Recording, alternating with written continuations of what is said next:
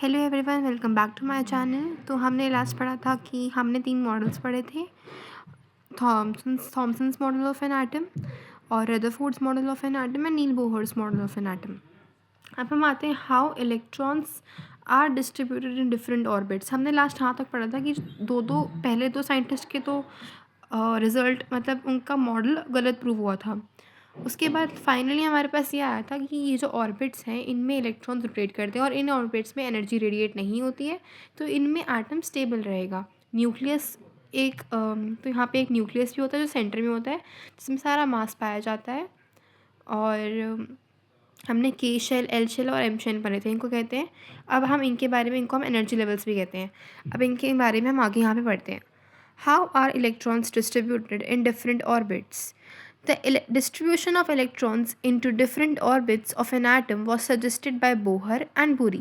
Bohr का model था जिसमें उन्होंने बताया था कि इलेक्ट्रॉन्स हैं वो ऐसे अलग अलग ऑर्बिट्स में डिस्ट्रीब्यूटेड है, और उनके साथ बरी ने भी बताया था ये बात। The following rules are followed for writing the number of electrons in different energy levels और शेल्स। ये कुछ रूल्स हैं जो हमें बताते हैं कि नंबर ऑफ इलेक्ट्रॉन्स, मतलब उनका रूल बताते हैं कि नंबर ऑफ इलेक्ट्रॉन्स इस शेल में कितने होंगे या इस शेल में कितने होंगे और इस शेल में कितने होंगे। The maximum number of electrons present in a shell is given by the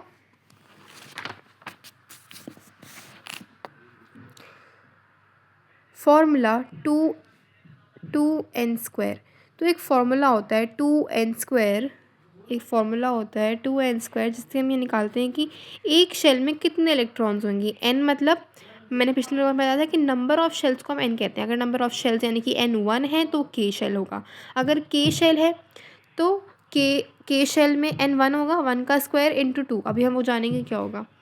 Where n is the orbit number or the energy level index 1 2 3. Hence the maximum number of electrons in different shells are as follows. First orbit or k shell will be 2 into 1 का square, 1 because k 1 number 1 मतलब n जब 1 होगा तो k shell होगा, तो k shell में n 1 है तो 2 into 1 का square is 2। Second orbit l shell में n की वैल्यू 2 होती है, तो n की वैल्यू जब 2 होती है तो कौन सा शेल होता है? l शेल, यानी कि l शेल में n की वैल्यू 2 होती है, 2 का square into 2 is 8। Third orbit और m shell is 2 into 3 square is equal to 18, क्योंकि m है तो that is by here is 3, because n basically 1 2 3 जो है ये है नंबर ऑफ शेल्स। ये सारे जो 1 2 3 ये सारे हैं, दीज आर n। उसके बाद इनको हम मल्टीप्लाई कर रहे हैं 2 से, क्योंकि ये फॉर्मूला ही यही है 2n²। यहाँ पे n है 4, क्योंकि कौन सा शेल है? फोर्थ शेल है जो हमारा n शेल है, which is equal to 32 and so on. Maximum number of electrons that can accommodate in the outermost orbit is 8. Outermost orbit में, चाहे वो ऑर्बिट n शेल हो, l शेल हो, k शेल हो, कोई भी शेल हो, उसमें मैक्सिमम नंबर ऑफ इलेक्ट्रॉन्स 8 हो सकते हैं। 8 से ज़्यादा आउटरमोस्ट में हो ही नहीं सकते हैं। चाहे इनकी मैक्सिमम, बेशक इनकी इलेक्ट्रॉन्स होने की लिमिट 32 18 ही क्यों ना हो, पर मैक्सिमम आउटरमोस्ट शेल में हमेशा मैक्सिमम इलेक्ट्रॉन्स 8 ही हो सकते हैं। Electrons are not accommodated in the given shell unless the inner shells are filled, that is the shells are filled in stepwise manner. ये कह रहे हैं कि अगला शेल पे हम तब तक नहीं जाएंगे, अगले शेल पे हम तब तक नहीं जाएंगे जब तक अंदर का शेल पूरा फिल नहीं होगा। यानी कि अगर हमें, अब जैसे लिथियम का देखते हैं, लिथियम में इलेक्ट्रॉन्स कितने होते हैं? लिथियम के 3 इलेक्ट्रॉन्स होते हैं। 3 इलेक्ट्रॉन्स हैं तो 2 को हम के शेल में रिप्रेजेंट करेंगे, क्योंकि 2 में मतलब के शेल में मैक्सिमम इलेक्ट्रॉन्स कितने आ सकते हैं? 2 आ सकते हैं, तो के शेल में मैक्सिमम आ गए 2। उसके बाद ही अब हम अगले पे तब बढ़ेंगे जब हमारा अंदर वाला पूरा फिल हो जाएगा। अंदर वाला फिल हो गया, 2 से ज़्यादा तो आ ही नहीं सकते, तो हम बाहर वाले पे जाएंगे। बाहर वाले पे फिर हम एक शेल लगाएंगे, यहाँ पे तो बाहर वाले पे फिर हम यहाँ पे एक इलेक्ट्रॉन लगाएंगे। Atomic structure of first 18 element is shown schematically in figure 4.4। 4.4 में यहाँ पे काफ़ी 18 शेल्स के इलेक्ट्रॉनिक कॉन्फ़िगरेशन को दिखाया गया है। जैसे ये हाइड्रोजन है, हाइड्रोजन की नंबर ऑफ इलेक्ट्रॉन्स कितने होते हैं? 1, तो हाइड्रोजन का 1 है तो 1। उसके बाद यहाँ पे दिखाया है हीलियम का, हीलियम में 2 होते हैं इलेक्ट्रॉन्स, तो 1 2। ये जो सेंटर में है it is the nucleus, this one, this is the nucleus. उसके बाद दिखाया गया है लिथियम को। लिथियम की के शेल में 2 हैं और 1 आउटर शेल में है, यानी कि 3 इलेक्ट्रॉन्स हैं। इसके 4 इलेक्ट्रॉन्स हैं, यानी कि 2 अंदर 2 बाहर। इसके 5 होंगे तो इसके 2 अंदर 3 बाहर। 3 बाहर वाले में कितने आ सकते हैं? बाहर वाले में 8 आ सकते हैं, क्योंकि इसकी लिमिट देखो, इसकी लिमिट कितनी है? 8। एल शेल की लिमिट कितनी है? 8, तो इसमें 8 आ सकते हैं मैक्सिमम। अंदर वाले में 2 आ गए, बाहर वाले में 4। अंदर वाले में 2 आ गए, बाहर वाले में कितने? 5। अंदर वाले में 2 आ गए, अगले वाले में 6, ऐसे। और वैसे ही यहाँ पे होगा। अब यहाँ पे लास्ट कितने आए थे? 10। 10 के बाद इसमें आएंगे अब 11। 2 अंदर 8 बाहर। 8 मैक्सिमम जा सकते हैं, मैक्सिमम हर शेल में भी, और इसमें तो स्पेशली 8 ही जाते हैं एल शेल में। उसके बाद हम जाएंगे एम शेल में। एम शेल में फिर हम 1 डाल देंगे। फिर ऐसे सारे इलेक्ट्रॉन्स की इलेक्ट्रॉनिक कॉन्फ़िगरेशन है। उसके बाद हम आते हैं valency. We have learned how electrons in atom are arranged in different shells or orbits. The electrons present in the outermost shell of an atom are known as valence electrons. From the Bohr and अब maximum electrons present in the outermost shell, जितने भी electrons outermost shell में present हैं उन्हें हम कहते हैं valence electrons. अब जैसे ये देखो, ये वाला एग्जांपल लेते हैं। इसमें आउटर मोस्ट शेल कौन सा है? K L, L shell. L shell में कितने इलेक्ट्रॉन्स हैं? 1 2 3 4 5 6 7। 7 + 2, तभी इसमें 9 इलेक्ट्रॉन्स बने हैं। तो यहाँ पे कितने हैं? 7। तो आउटर मोस्ट शेल में जितने इलेक्ट्रॉन्स होंगे that is known as valence electrons. 7 electrons हैं, तो इसको हम वैलेंस इलेक्ट्रॉन्स कहते हैं। जैसे कि इस शेल में एग्जाम्पल लेते हैं। इसमें आउटर मोस्ट शेल कौन सा है? एम शेल है, के एल एम। एम में कितने हैं? 1 2 3 4 5। इसमें 5 हैं। इसमें मतलब वैलेंस इलेक्ट्रॉन्स कितने हैं? 5 हैं। From the Bohr and Bury scheme, we know that outermost shell of an atom can accommodate a maximum of can accommodate a maximum of 8 electrons. It was observed that the atom of elements completely filled with 8 electrons in the outermost shell show little chemical activities. In other words, their combining capacity or valency is 0. अब ये कह रहे हैं कि from the Bohr and बरी scheme, Bohr और बरी की स्कीम ने बोला था कि मतलब उनकी स्कीम से पता चल गया था कि आउटर मोस्ट शेल में हमारे पास मैक्सिमम 8 इलेक्ट्रॉन्स हो सकते हैं। एंड इट वॉज ऑब्जर्व, और ये देखा गया था कि atoms of elements completely filled with 8 electrons in the outer most shell. जिनके आउटर मोस्ट शेल में पूरे 8 इलेक्ट्रॉन्स फिल हो गए, जिनके आउटर मोस्ट शेल में पूरे 8 इलेक्ट्रॉन्स फिल हैं, जैसे कि इसमें नियॉन में पूरे 8 इलेक्ट्रॉन्स फिल है, इनकी वैलेंसी 0 होती है। इनमें अलग अलग केमिकल एक्टिविटीज़ दिखाई देते हैं एंड देयर कंबाइनिंग कैपेसिटी और the valency is 0। whose outermost shell is completely filled, that is they have valence electron, their valence electron is equal to 8, then their valency is 0।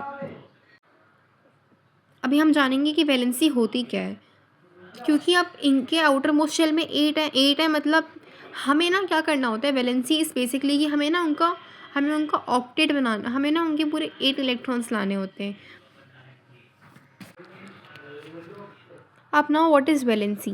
Valency is the combining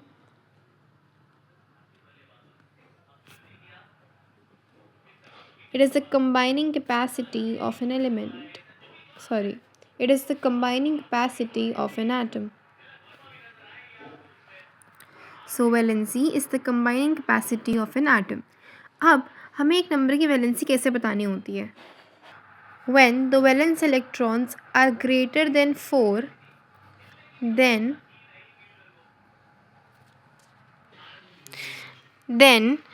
valency is equal to 8 minus valence electrons.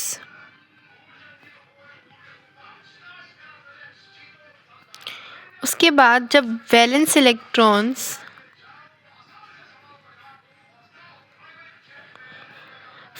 when the valence electrons are smaller than 4, then valency is equal to valence electrons. देखो, जब valence electrons मतलब जितने भी outer most shell में electrons हैं वो जब 4 से बड़े होंगे, यानी कि जब वो 5, 6, 7, 8 से तो जाके आप जा ही नहीं सकते, क्योंकि 8 are the maximum number of electrons that can be accommodated by a outer most shell. एक आउटर मोस्ट शेल में 8 से ज़्यादा इलेक्ट्रॉन्स नहीं हो सकते हैं। तो जब वैलेंस इलेक्ट्रॉन्स 4 से बड़े होंगे, 4 से बड़े यानी कि 5, 6, 7, 8, then the valency is equal to 8 minus valence electrons. then the valency is equal to 8 minus valence electrons। Valency basically ये होती है कि हमें ना आउटर मोस्ट शेल को कम्प्लीटली फिल करना होता है।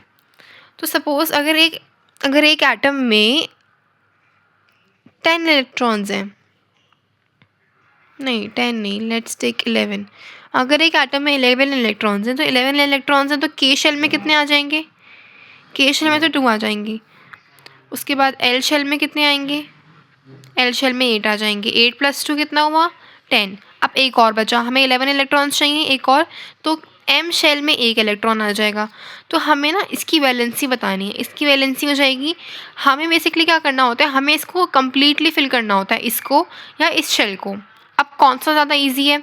ये तो कम्प्लीटली फिल्ड है, हमें इसको कम्प्लीटली फिल करना है। तो या तो इसको हटा दो, या तो इसमें प्लस कर दो, या तो इसमें से -1 कर दो, या तो इसमें +7 कर दो, तब जाके ये भी कम्प्लीटली फिल हो जाएगा। पर इजी क्या है, -1 या +1? -1। तो वैलेंसी में जब वैलेंस इलेक्ट्रॉन्स 4 से बड़े होते हैं,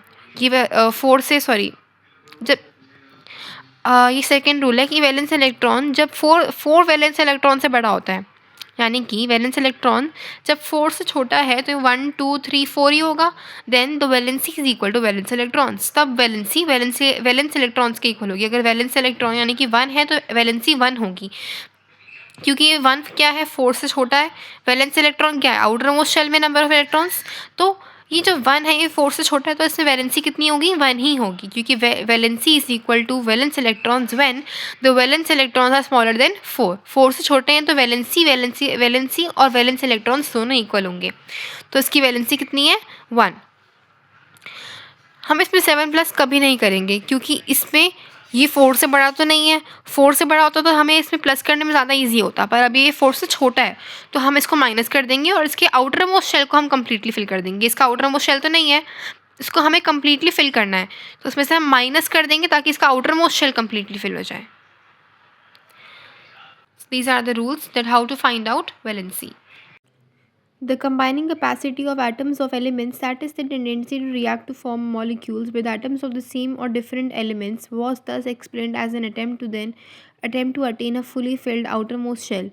तो combining capacity of the atoms of elements, जो उनकी टेंडेंसी होती है रिएक्ट करने की ताकि वो मॉलिक्यूल्स फॉर्म कर सकें विद एटम्स ऑफ सेम और डिफरेंट एलिमेंट्स। तो combining capacity of an atom of element वो होती है जो उनकी टेंडेंसी होती है रिएक्ट करने की मॉलिक्यूल्स के और ताकि वो मॉलिक्यूल्स फॉर्म कर सकें। और रिएक्ट किसके साथ करेंगे? वो एटम्स ऑफ सेम और डिफरेंट एलिमेंट्स। या तो वो एलिमेंट सेम होगा या तो वो एलिमेंट डिफरेंट होगा, वो उन एटम्स के साथ रिएक्ट करके क्या फॉर्म करते हैं? Molecules. Was thus explained as an attempt to attain a fully filled outermost shell. An outermost shell which had 8 electrons was said to possess an octet.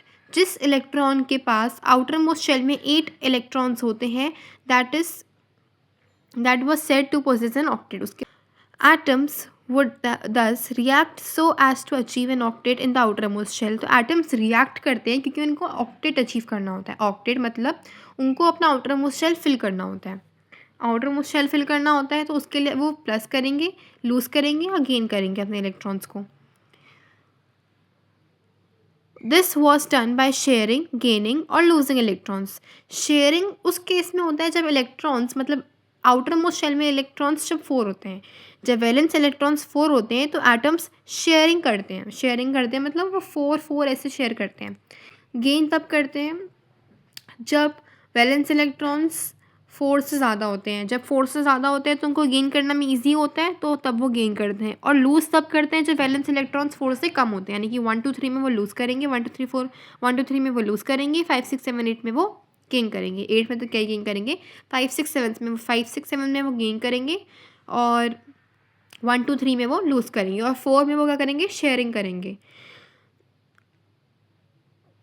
उसके बाद है the number of electrons gained, lost or shared so as to make the octet of electron in the outermost shell, thus gives directly the combining capacity of the element, that is the valency discussed in previous chapter. For example, hydrogen, lithium, sodium atoms contain one electron each in their outermost shell, therefore each one of them can lose one electron. So they have they they are said to have valency of 1. Clear? वही same बात है कि the number of electrons जो gain share करते हैं, gain करते हैं, share करते हैं, लूज़ करते हैं ताकि वो ऑक्टेट बना सकें, वही उनकी कंबाइनिंग कैपेसिटी या वही उनकी वैलेंसी है जो हमने पिछले चैप्टर में पढ़ा था, थर्ड चैप्टर में। तो जैसे कि एग्जांपल में हाइड्रोजन, लिथियम, सोडियम, उनके इलेक्ट्रॉन्स में उनके आउटर मोस्ट शेल में 1 इलेक्ट्रॉन है, यानी कि उनकी कंबाइनिंग कैपेसिटी कितनी है 1, यानी कि वो 1 इलेक्ट्रॉन को लूज़ करेंगे। सो उनकी वैलेंसी भी कितनी होगी 1 होगी, क्योंकि जिस केस में 4 से कम होते हैं वैलेंस इलेक्ट्रॉन, उस केस में वैलेंस इलेक्ट्रॉन और वैलेंसी क्या होती है इक्वल होती है। Can you tell what is the valency of magnesium and aluminium? It is 2 and 3 respectively. अब बोल रहे हैं कि मैग्नीशियम और एल्यूमिनियम की वैलेंसी बताओ। तो अगर हम यहाँ पे देखें तो मैग्नीशियम और एल्यूमिनियम की इलेक्ट्रॉन्स कितने हैं 12 और 13। तो 12 और 13 है तो के शेल में कितने होंगे 12 का देखते हैं पहले। के शेल में कितने होंगे 2, एल शेल में कितने होंगे 8, और उसके बाद 10 हो गया। एम शेल में कितने होंगे 2, उसके बाद 13 है तो 2 8 3 हो जाएगा। के एल एम में 2 8 3। तो ये दोनों कितने हैं 4 से कम है, 2 और 3 हैं। तो इस केस में valency is equal to valence electrons, because the valence electrons are less than 4। इसमें वैलेंस इलेक्ट्रॉन्स की इक्वल होगी, यानी कि 2 and 3 respectively, because the magnesium has 2 electrons in the outermost shell and the aluminum has 3 electrons in the outermost shell. Clear? उसके बाद if the number of electrons in the outermost shell of an atom is close to full its capacity, then the valency is determined in different way. अब ये कह रहे हैं कि उस case में, जिस केस में वो देखो जैसे कि यहाँ पे है, यहाँ पे आउटर मोस्ट शेल में 5 6 7 है, यहाँ पे आउटर मोस्ट शेल में 5 6 7 इलेक्ट्रॉन्स है। तो यहाँ पे वो क्लोज है ऑक्टेट के पास जाने में। ऑक्टेट मतलब 8 के पास जाने में वो बहुत मतलब बहुत क्लोज है। तो इसमें वो इस केस में वो क्या करेंगे गेनिंग करेंगे, उस केस में वो गेन करेंगे इलेक्ट्रॉन्स। देन द वैलेंसी, तो उस केस में वैलेंसी अलग तरीके से डिटरमाइन होती है। For example the fluorine atom has 7 electrons in the outer most shell. Fluorine के पास कितने इलेक्ट्रॉन्स हैं 7 इलेक्ट्रॉन्स आउटर मोस्ट शेल में। तो उस केस में क्या होगी तो वैलेंसी इज 8 - 7। क्या होगी 8 - 7। उस केस में हम 8 में से माइनस करते हैं the number of electrons present in the outer most shell, यानी कि वैलेंस इलेक्ट्रॉन्स।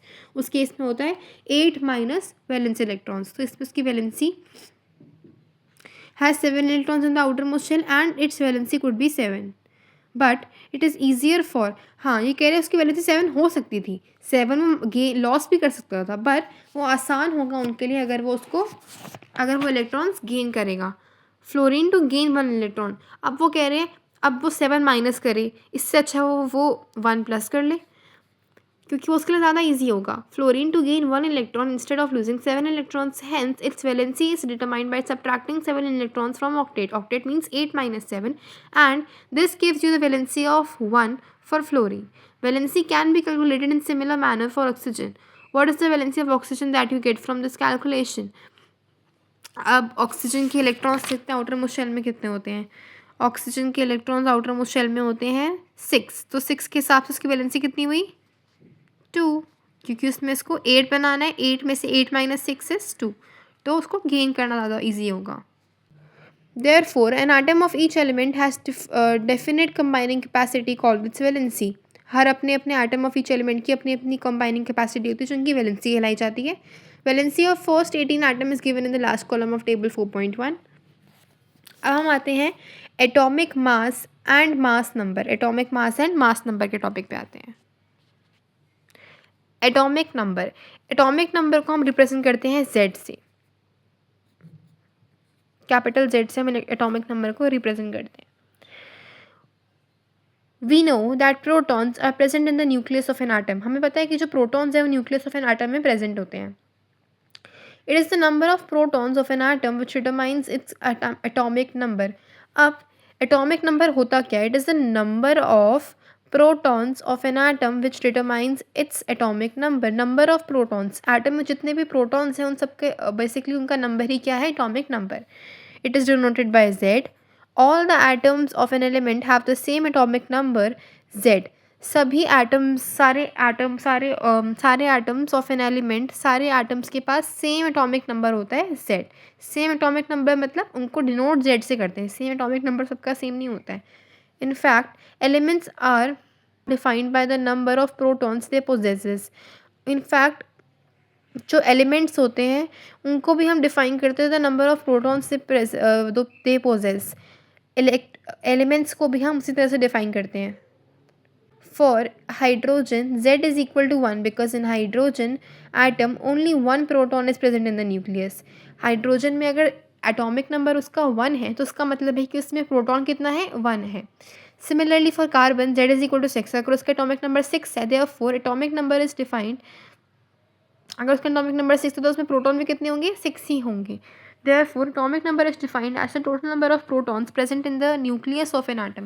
तो atomic number को हम define करते हैं the number of protons, total number of protons present in the nucleus of an atom, क्योंकि protons तो nucleus में present होते हैं।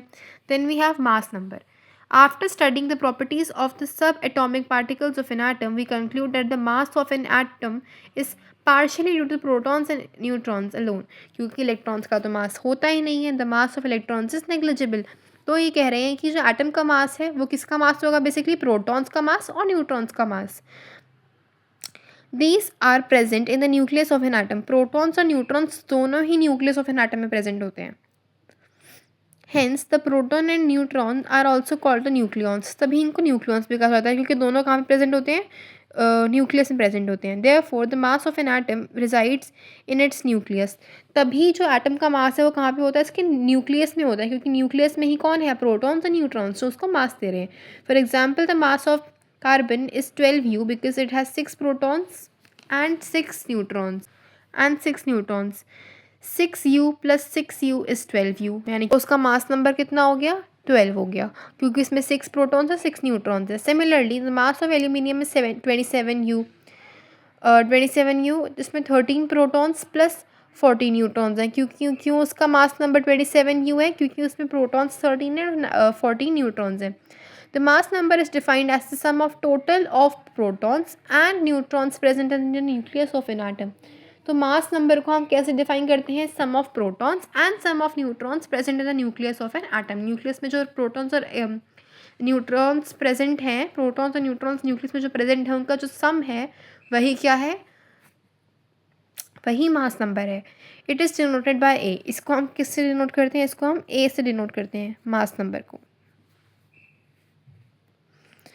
The notation for an atom, the atomic number, mass number and the symbol of an element are to be written as.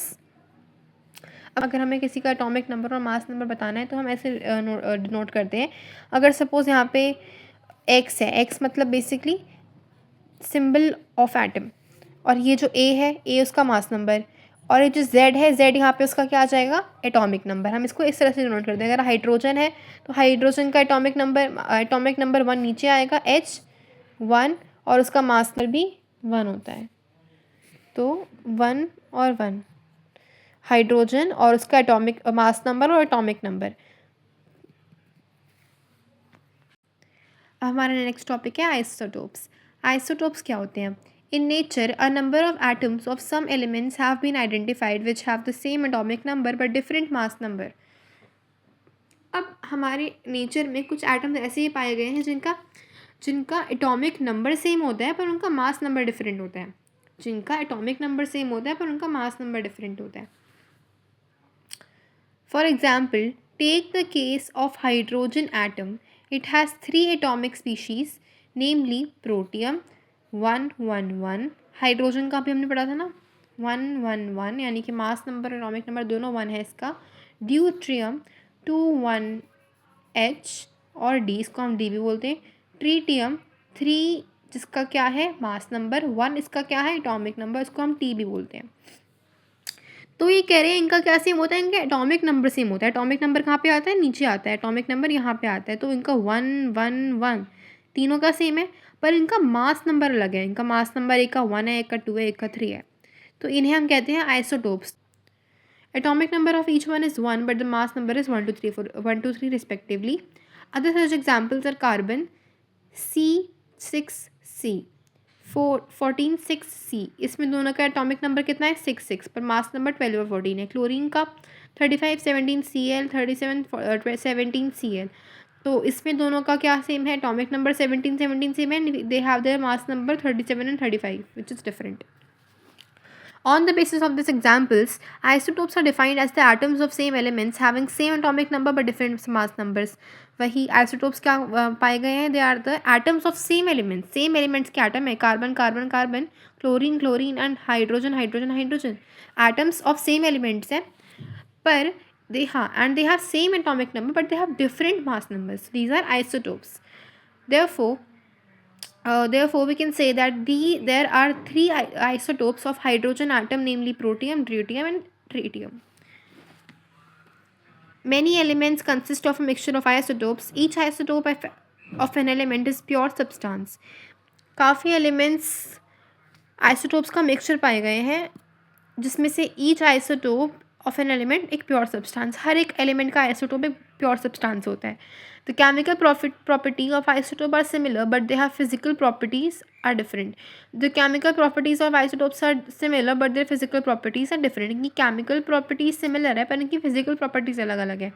अगर आप hydrogen को, ये वाले हाइड्रोजन को अलग, आपको प्रोटियम अलग दिखेगा, आपको ट्रिटियम अलग दिखेगा, आपको ड्यूट्रियम अलग दिखेगा.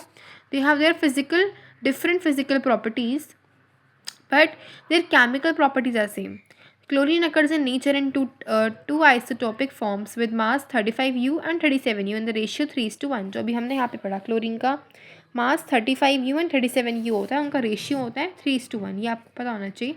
Obviously, the question arises, what should we take as the mass of chlorine atom? अब देखो, क्लोरीन का मास 37U भी है, क्लोरीन का मास 35U भी है, 37U भी है, तो आखिर क्लोरीन का मास हम ले कितना, 35 या 37? तो उसके लिए हम निकालेंगे एवरेज एटॉमिक मास.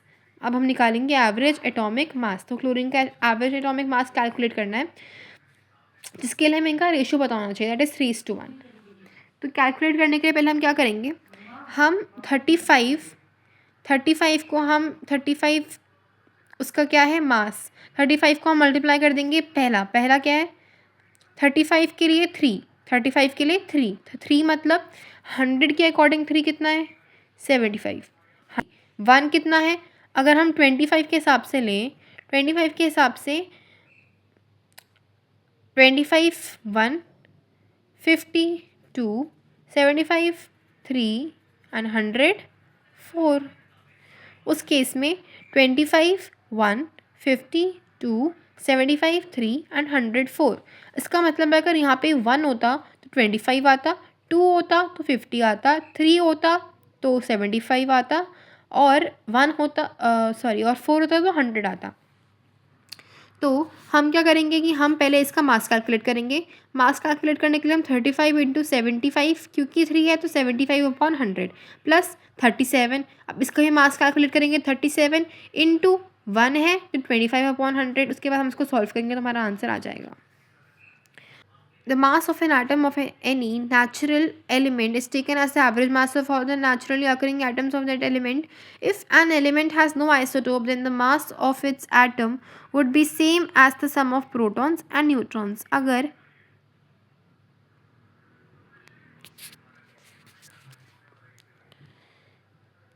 अगर एक एटम्स के पास आइसोटोप्स ही नहीं है तो उनके एटम का मास हम क्या लेंगे, उनके एटम का मास हम लेंगे उनके sum of protons and neutrons. But if the element occurs in isotopic form, then we know that how to calculate the percentage in the isotopic form and then the average mass is calculated. पर अगर कोई isotopic form में present है तो उसका isotope हमें average mass number निकालना आता ही है, atomic mass. This does not mean that any one atom of chlorine has fraction of mass of 35.5U. इसका मतलब मीनिंग कि कोई भी atom of element कोई भी atom of chlorine का fraction of mass यही होगा. It means that if you take a certain amount of chlorine, it will contain both isotope of chlorine and average mass of this. उसके बाद है applications है हमारे पास कुछ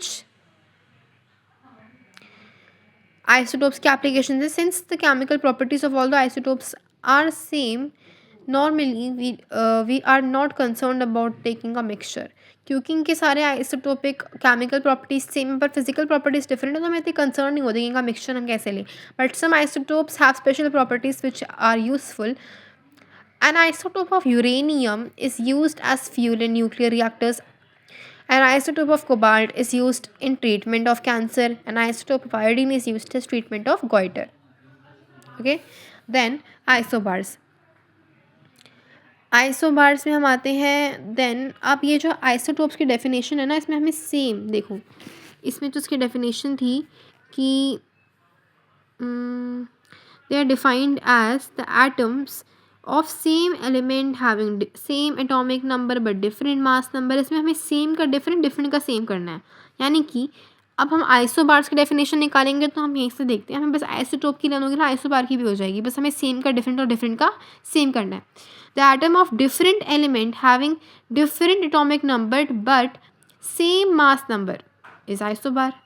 सेम का डिफरेंट एंड डिफरेंट का सेम, बस आइसोबार्स की डेफिनेशन वही है. Let us consider two elements, calcium atomic number 20 and argon atomic number 18. The number of protons in these atomic atoms is different, but the mass number of both these element is 40. अभी कह रहे हैं कि दो हम element consider करते हैं, calcium एक आर्गन, जिनका एटॉमिक नंबर एक का 20 है, एक का 18 है. यानी कि एटॉमिक नंबर क्या है, नंबर ऑफ प्रोटॉन्स, तो इनके नंबर ऑफ प्रोटॉन्स क्या है, अलग अलग है, पर इनका मास नंबर दोनों का सेम है, that is 40. That is the total number of nucleons in the same is the same in the atoms of this pair of elements. तो इसका मतलब ये है कि इनमें नंबर ऑफ न्यूक्लियॉन सेम होगा. अब इसकी डेफिनेशन पे आते हैं. Atoms of different elements with different atomic number which have same mass number are known as isobars. Done. तो अब हमने ये टेबल देखी थी, अब हमने ये टेबल बीच में स्किप कर दी थी. अब हम इस टेबल पे आते हैं. टेबल में सबसे पहला है हाइड्रोजन. हमें इनका एटॉमिक नंबर पता होना चाहिए, तो हमें बाकी सब अपने आप आ जाएगा. ट्रिक आप सब नहीं सुनी होगी. हाय हेलो ले लो BBC news on Friday night. ना मांगो अब्दुल से पेप्सी सोडा कोला और काजू कतली. तो हाइड्रोजन का एटॉमिक नंबर 1, हीलियम का 2, लिथियम का 3. जो हम बोल रहे हैं ना हाय हेलो ले लो, इसको हमने काउंटिंग के ऑर्डर में जाना है. यानी कि 1 2 3 4 5 6 7 8 9 10 11 12 13 14 15 16 17 18 19 20 है इसमें टोटल एटॉमिक नंबर, जितने हमें पता होने चाहिए. हमें दो ऐड करने हैं, पोटाशियम और कैल्शियम. और अभी हमने यहाँ पे कुछ फॉर्मूलाज भी अराइव कर रहे हैं कि देखो, अगर हम एटम को न्यूट्रल कंसिडर करते हैं ना, तो उस एटम को न्यूट्रल कंसिडर करने के अकॉर्डिंग न्यूट्रल में क्या होता है, एक न्यूट्रल एटम में प्रोटॉन्स और इलेक्ट्रॉन्स इक्वल होते हैं. तो हमने ना यहाँ पे कुछ फॉर्मूलाज डिराइव करने हैं. अब हम यहाँ पे देखते हैं. तो for a neutral atom,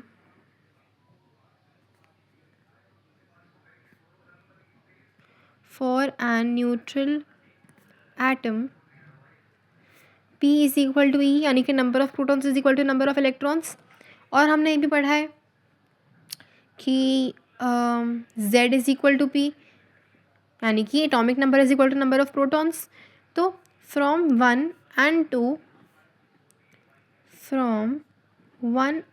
2 we can say that Z is equal to P is equal to E.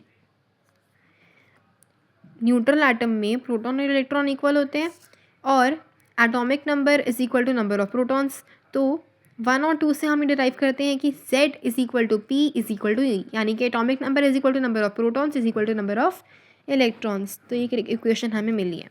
एक और इक्वेशन हमें मिलती है जो हमें मास नंबर से मिलती है, जो है mass number is equal to number of protons plus number of neutrons. Mass number हमें पता है कि प्रोटॉन्स और न्यूट्रॉन्स का सम होता है, तो हमें एक ये इक्वेशन भी मिली है. हाइड्रोजन है, हाइड्रोजन का एटॉमिक नंबर कितना होता है 1. एटॉमिक नंबर 1 तो नंबर ऑफ प्रोटॉन्स कितने होंगे 1. Atomic number, number of protons और इलेक्ट्रॉन सबका सेम है 1 2 1 2 3 1 2 3 1 2 3 4, अब सबका सेम ही होगा. उसके बाद जो न्यूट्रॉन्स है ना, इसी फार्मूला में न्यूट्रॉन्स को यहीं रहने दें, न्यूट्रॉन्स को यहीं रह के हम A माइनस पी कर दें, यानी कि neutrons is equal to A minus P.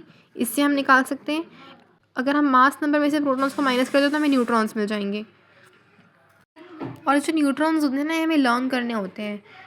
कुछ के सेम ही होते हैं पर कुछ के अलग भी होते हैं, जैसे कि 3 4 5 6 3 4 4 5 5 6 9 10 11 12 13 14 15 16 17 18 18 20 19 20 और 20 20। तो कुछ कुछ में ये अलग अलग होते हैं, थोड़ा थोड़ा फ़र्क है। बाकी एटॉमिक नंबर और प्रोटॉन्स और इलेक्ट्रॉन सबके सेम होंगे। और मास नंबर का कॉलम यहाँ पे है नहीं, पर मास नंबर भी हम ऐसे निकालते हैं। प्रोटॉन्स और इनको प्लस कर दो, 2 + 2 4, इसका मास नंबर 4 है, इसका है 9, इसका है 11, ऐसे ऐसे निकाल लो। उसके बाद डिस्ट्रीब्यूशन ऑफ इलेक्ट्रॉन्स के एल एम शेल में हम इसके डिस्ट्रीब्यूशन ऑफ इलेक्ट्रॉन्स बना लेंगे। इलेक्ट्रॉन्स हमें पता है कितने, इसमें 1 है तो के शेल में 1, इसमें 2 है तो 2, 3 है तो 2 1 क्योंकि एक तो फिल हो गया, 4 है तो 2 2, 5 है तो 2 3, ऐसे ऐसे करना है। 12 है तो 2 8 2, और वैलेंसी क्या होगी, जो आउटर मोस्ट शेल है उसके अकॉर्डिंग दिखना है। 1 2 3 है तो 1 2 3, 5 6 7 है तो होगी आपकी वैलेंसी, कैसे ये कह रहे हैं कि 3 भी हो सकती है। और ये 5 6 7 है तो 8 में से माइनस करना है, 8 - 5 6 7 करेंगे तो 3 2 1, और अगर 8 है तो 0, यानी कि अगर outer most shell completely fill है तो क्या होगी, वैलेंसी 0 होगी। और जैसे कि यहाँ पे भी outer most shell completely fill है, यहाँ पे 7 है तो 1 2 3 4, 4 में क्या होता है, शेयरिंग होती है, 4 में शेयरिंग होती है। शेयरिंग के केस में भी 4 की जगह 4 ही आएगा। उसके बाद 3 में 3, 2 में 2, 1 में 1, क्योंकि यहाँ पे वैलेंस इलेक्ट्रॉन्स जितने हैं उतनी ही वैलेंसी होगी, क्योंकि आउटर मोस्ट शेल में 4 से कम इलेक्ट्रॉन्स हैं। और यहाँ पे जो लिखा है ना 5 के 3 5, इसका मतलब है कि वैलेंसी 3 भी हो सकती है, 5 भी हो सकती है, पर ज़्यादा बेटर तब होगा जब आप क्या लिखोगे 3, क्योंकि 3 उसको गेन करने में ज़्यादा ईजी रहेंगे। तो ये हमारा चार्ट भी हो गया, and here our chapter ends. So that's all for today, see you in the next vlog, bye bye.